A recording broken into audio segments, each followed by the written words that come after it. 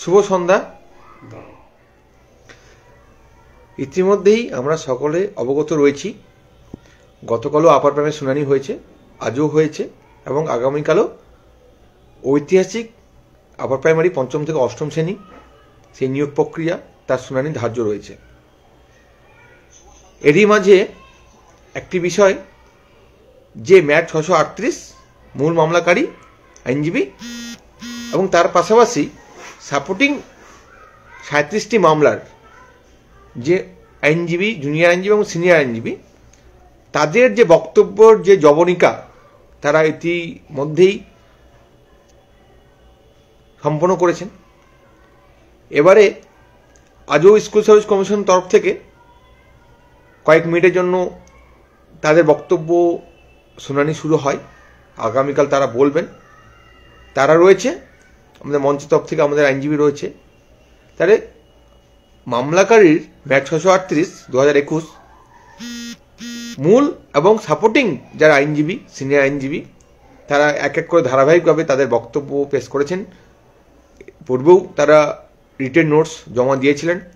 সেই পরিপ্রেক্ষিতে কমিশন তার ল নোটস বা ফিডব্যাক সেটা দিয়েছিলেন। আমাদের আইনজীবী আমাদের তরফ থেকে, মঞ্চের তরফ থেকে সাকসেসফুল ক্যান্ডিডেট মেধা তালিকা অন্তর্ভুক্ত যোগ্য প্রার্থীদের তরফে নিয়োগের বিষয়ে যাবতীয় যে আর্গুমেন্টের যে বিষয়, ল পয়েন্টস, তা জমা হয়েছে। আমাদের আইনজীবী সেগুলো উপস্থাপন করবেন। তো অবশেষে এটি হলো। এবারে কমিশন তার যুক্তি, তাদের যা তথ্যাদি, যা ল পয়েন্টস এবং ফ্যাকচুয়ালস পয়েন্ট, তারা উপস্থাপন করবেন। আমাদের আইনজীবীও রয়েছে, করবেন। সে বিষয়ে মাহিদা রয়েছে, শুনানি পর্বটা মাহিদা বিস্তারিত বলবে। সর্বোপরি যে বিষয়টি বলার,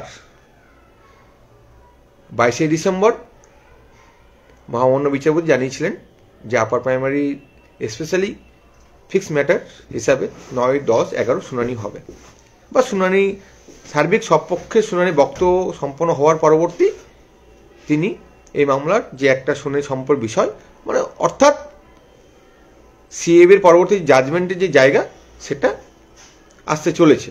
সেটা জানুয়ারি আমরা সম্ভাবনা, বা আমাদের যা জ্ঞানত, যেটা মামলার যে গতি প্রকৃতি, সেই জায়গা থেকে হয়তো আর খুব একটা বেশি দিন নেই। জানুয়ারি মাসে সেই চূড়ান্ত রায়দান আসতে চলেছে। যদিও বিচার ব্যবস্থা বা বিচারের বিষয় নিয়ে কোনো মন্তব্য করা যায় না, কিন্তু আমরা আশা রাখতেই পারি।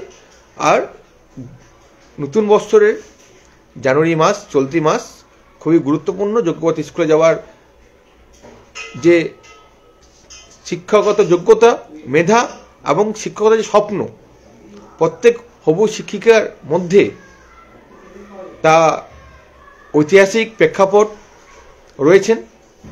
সে বিষয়ে আমরাও সার্বিকভাবে বিষয়গুলোকে পর্যবেক্ষণ পরিলক্ষিত করছি। তারা যে সমস্ত বক্তব্য রেখেছেন, তার মাঝে মহামান্য বিচারপতি একবার বলেই দিলেন যে মহাভারত নয়, আপনারা আপনাদের যে পয়েন্টগুলো, সেগুলো ল পয়েন্টগুলো একটা সিটে দিন। যেহেতু মামলা রয়েছে, মূল মামলার সঙ্গে 37টি মামলা, সেহেতু একাধিক সিনিয়র আইনজীবী এককভাবে একই বিষয় বা হয়তো বিভিন্ন তথ্যাদি উপস্থাপন করছেন। সেই জায়গা থেকে সমস্ত যা যা অভিযোগ, যাবতীয় একটি কম্বাইন্ড এক্সেল শিটে তা সোমবারের মধ্যে জমা দিতে হবে আদালতে।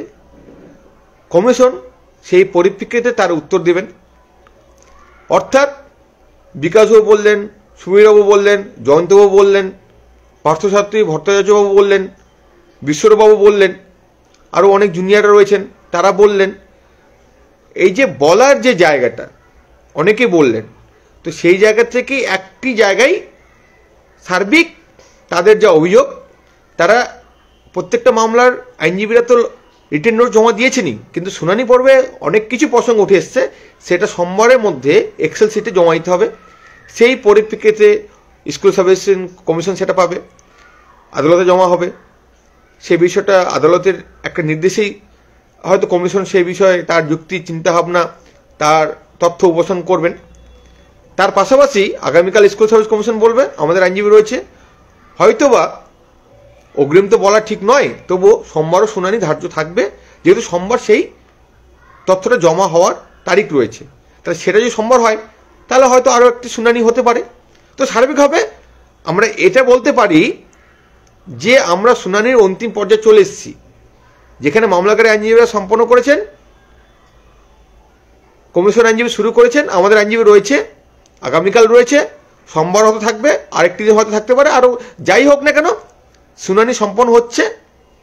চূড়ান্ত রায়দান আমরা একটা পর্যায়ে চলে এসেছি।